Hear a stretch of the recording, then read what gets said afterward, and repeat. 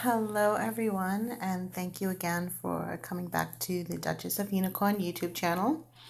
And today it is Saturday, and so I hope you've had a lovely Valentine's Day and you've done something sweet or kind or was practicing self-care, enjoying yourself, or maybe someone was super special to you. And likewise, you had turned that around and did that to somebody else. However, you celebrated it, I hope that you celebrated it, small or large. Okay, so, you know, I'd like to first say that considering that we have been hearing a lot of semi regurgitated news about Miss Markle and Prince Harry since they stepped down. I know they call it stepping back. It's stepped down, but the only reason it's really being said that it's stepping back is because they still take a salary. They still take a piece of the Duchy of Cornwall from Prince Charles. And honestly, I'm not even from Britain. I'm not British, and I think that that's ridiculous. That to me, it's ridiculous. However, the flip side of that too is that just like, say, a presidency in this country that I'm in, which is the United States, every president, once they leave the office, gets some type of compensation for the rest of their lives. They get numerous benefits, no taxes and Secret Service for the rest of their lives and all kinds of stuff. Probably burial plots and everything, all the benefits that you would think that at first it doesn't raise to your consciousness until you need it. Well, I guess if we look at Britain, there must be some type of, maybe that's what the Duchy of Cornwall is for all those fringe type of things that are in everyday life that happen. Where you're going to be buried is covered. Secret Service, or in the UK, they must call it something else, but there's security and schooling and tax-free lifestyle. They are surely paying no taxes, part of the monarchy. And so I guess it makes some type of weird sense to still be being paid from the Duchy of Cornwall. Ethically speaking, I don't know. To me, it seems like it's justice. If you step out of the royal spotlight, you are acknowledging that you no longer want to be in that clique, then you should be also stripped of your titles and your highnesses, and also that's ridiculous royal Sussex. And because Meghan and Harry are now, I believe, that I have seen articles stating that they're in some type of court, back and forth, some kind of fight for the name of Sussex. And it could be Sussex Royal, but I'm not sure. I can't remember. I'm sorry. But if I have that article, I'll post the link if I can remember where I found it. But that's through my reading online and different articles. And I know that there was someone stating, and I'm sure somebody else has come across this as well, that it's a doctor of some sort who is suing them or is in some type of legal battle with the Meghan Markle and Prince Harry over the Sussex royal name, or just the Sussex part. So that should be very interesting. And really, I don't think that, I just, personally, it's interesting to watch, kind of like a volcano exploding. You have a little bit of fear. I don't have a fear because I'm not part of the UK at all in any way, shape, or form, but to watch what's going on, kind of like people in other countries are kind of tuning in sometimes to the news here in the United States to witness or semi-witness whatever's happening in the Trump presidential era. So for me, and I might be just a little bit more interested because, everybody, well, I shouldn't say everybody. I should say that some people enjoy the monarchy, like the whole mystique of it all, and that's alluring. And so with that, I am interested in how Meghan Markle, relates, or how the royalty in the UK relate to Meghan Markle, since she's been a family member. And it really doesn't seem like family, does it? It really doesn't seem like family. It seems like a shit show. It seems like people who don't like people. So maybe that is like part of your family, because you really are born into your family in most cases, of course. But in Meghan's case, she married into this family. And although a lot of it is kept very secretive, there are a lot of initiations and a lot of things that happen before you can even become part of the royal family. I'm still blown away how the royals have even allowed Meghan in. So I was watching just a few days ago some of the old the old videos and interviews with Meghan Markle that she did with various different outlets, and I really studied the way she spoke and the way that she has expressed herself in these interviews and her personality. And you really can see a lot of what I believe to be her real self, like the real person that she had intended to be. And it's still, and I'll always say this, and you'll probably hear this throughout my videos, that something changed once she married into the royal family.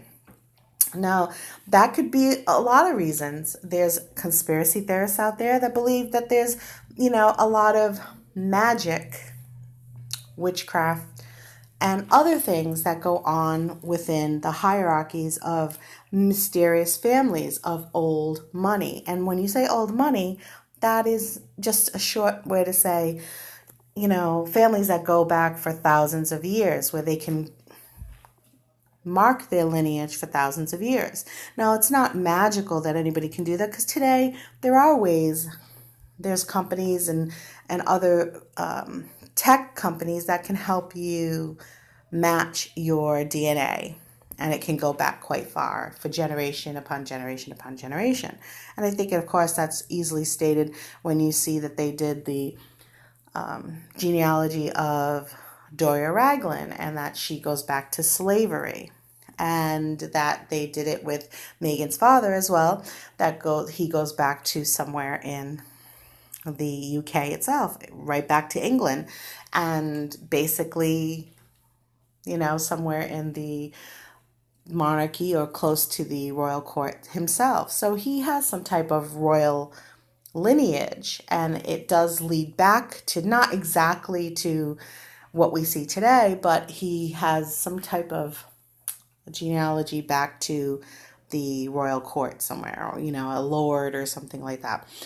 So that is in itself interesting. But when you talk about magic, there are initiations, things you must go through. For instance, it's probably taking someone like you and me, or you and I, going into a royal family is a long process, over months and months and months. And usually it's quite longer than that, right? Look at William and Kate. I think it was like 7 or 8 years before they got married. 7 years or something like that. I didn't follow them that much, but I think I've watched a few documentaries and read a few articles on how they met and things like that. So there's obviously steps, and of course we're in new days, different times. These steps get accelerated, but I don't think they really get that accelerated as what we saw with Meghan and Harry. Now, my opinion on that is that is because Meghan was older, and I believe older than 35, older than 37. I believe she's in her 40s. early 40s, but she was. And there's, of course, a biological thing to that. And now, with that being said, I don't want to go too far back to bring us up to speed to today's little video. And I don't want to keep you either, because I know sometimes these crazy things that are happening, like we're seeing a drama on the world stage. And I said that before, but it's very odd. It's almost like it is enacted or it is theatrical. And so we have Meghan, who married into the family, and since then it's been anarchy. Not in terms of Prince Andrew and all that other drama, that's just weird drama right there, something else separate.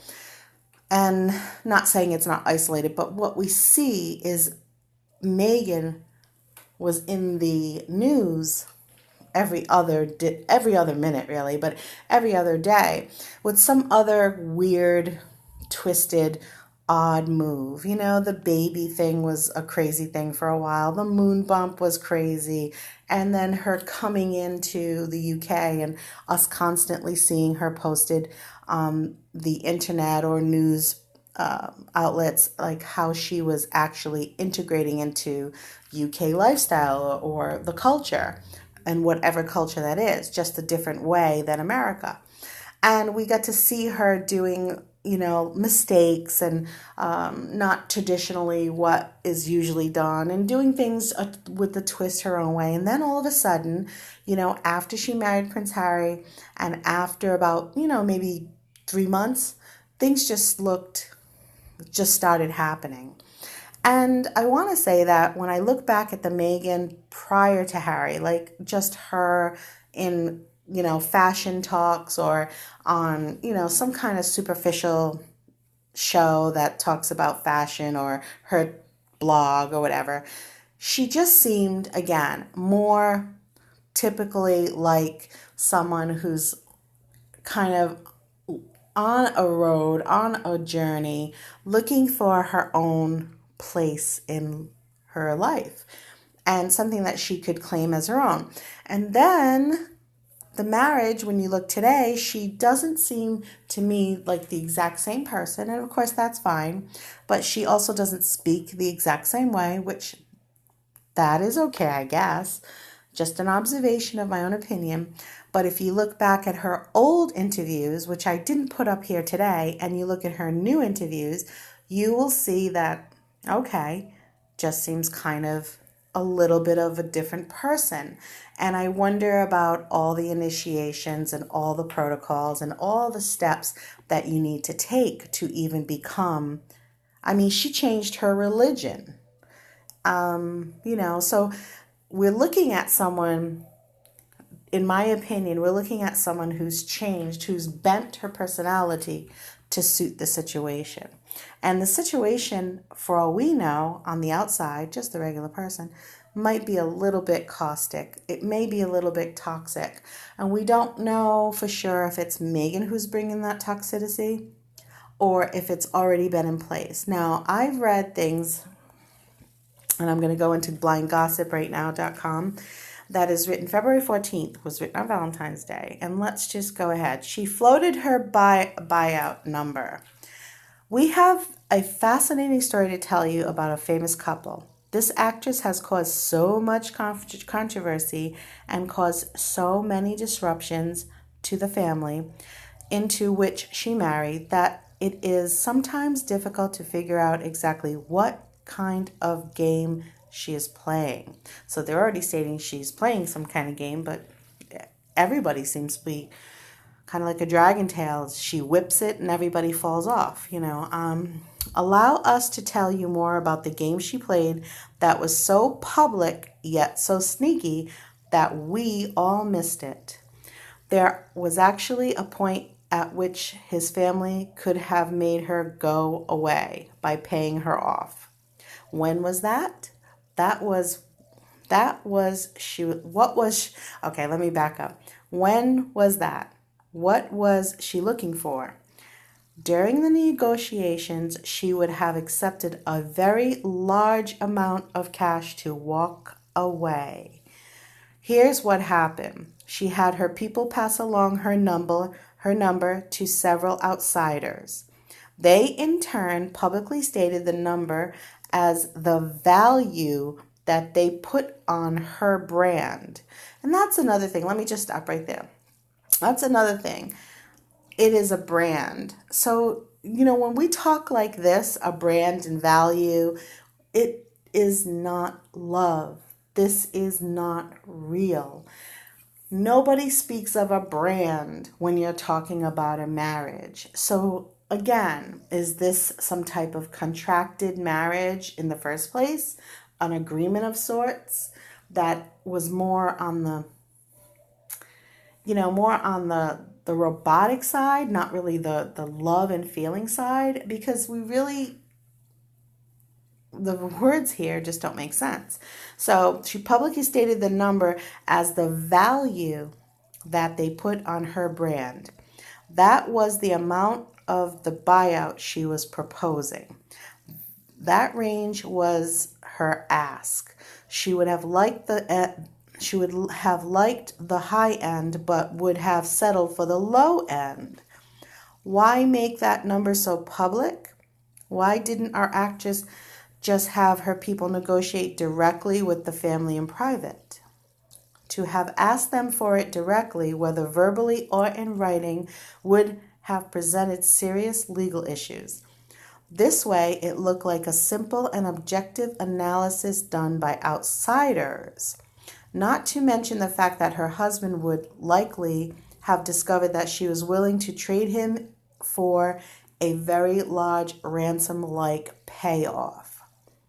I want to stop there for a minute and say my 2 cents, which is, if she's talking about brand and what she brings to a table in terms of a marriage or being involved in a marriage, to me, that's not a marriage based on love. And I understand that it's been written and stated and insinuated that when you marry as a royal, it's less often for love than it is for having kids and an heir to the throne, or whatever that means, or having the right DNA, and kind of making somebody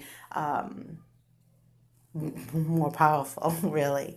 Okay, so the ask was made via some very public statements. How did his family react? His family knew exactly what she was doing. They probably did debate the pros and cons of meeting her demands or making an alternative offer. However, in the end, they decided it was so egregious that it was better to simply sever the relationship. They just hope that he will return someday. Supposedly, she was surprised that they did not make an offer, but not devastated. While she did not exactly get what she wanted,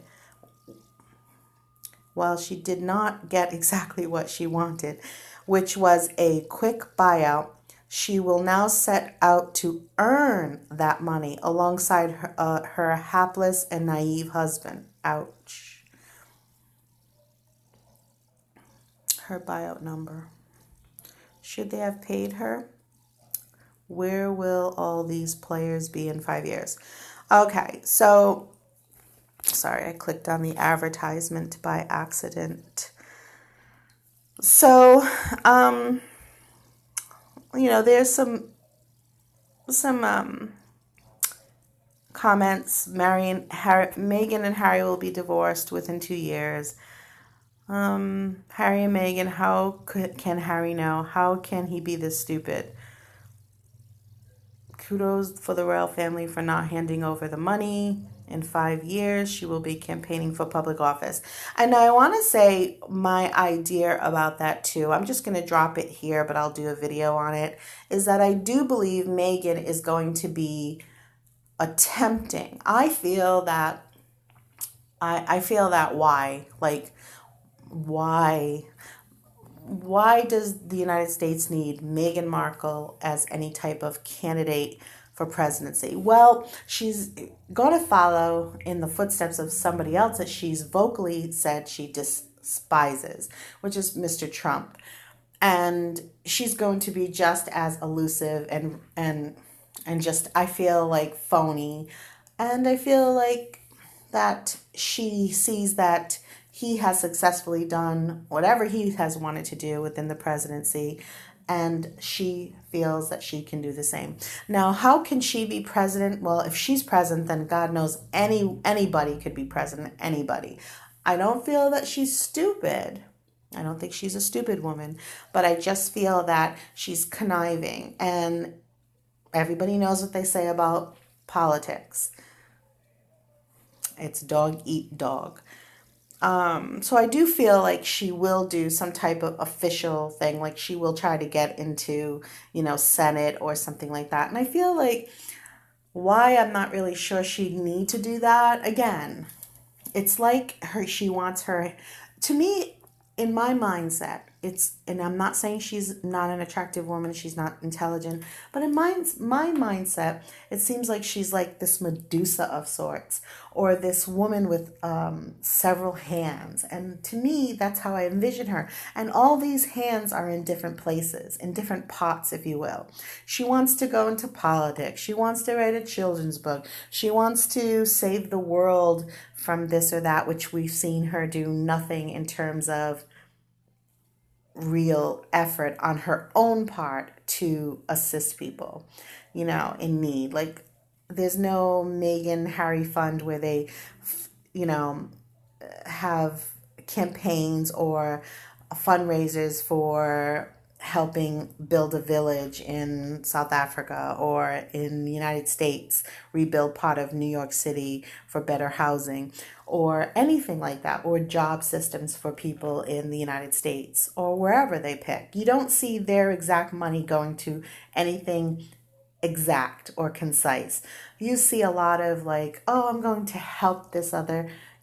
She goes and visits another nonprofit. Like, so she's kind of piggybacking on doing, being a do-gooder on an agency or an organization that does actually make their mission time and money to help individuals. I haven't seen or heard of the Sussex Royal Foundation actually helping, literally hand to hand, directly helping any one individual or group of individuals. Looking just right now over some of these comments, and really they don't matter, but I feel like some of all of our opinions are a little bit true to them in terms of what we're seeing. May not be Meghan Markle's truth and it may not be Harry's truth, but we do see what we see. And there's a lot of people on the consensus that Meghan has used the marriage of the royal family as a platform. What we don't really know is if Harry was part of that. If Harry just thought, you know what, I'll just do it. It is a contract. We're just going to do this. Let's have an agreement. That way I can break away from my family for a while. I can do something different. You never know what will happen. Maybe he does know. Maybe this is all part of a step of plans. And maybe he doesn't know. That's the part that none of us can really figure out. And it's really not for us to figure out. We're not really part of this. We're observers.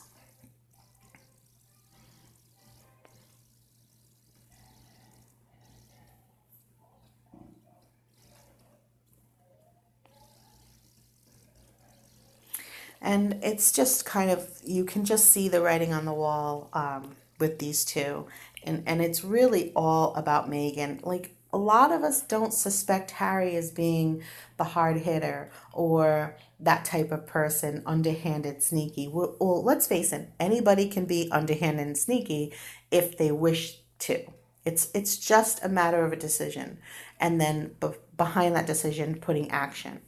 So, but why do we so believe it's Meghan? Is something about Meghan. Not that we want to believe Meghan would be a terrible person.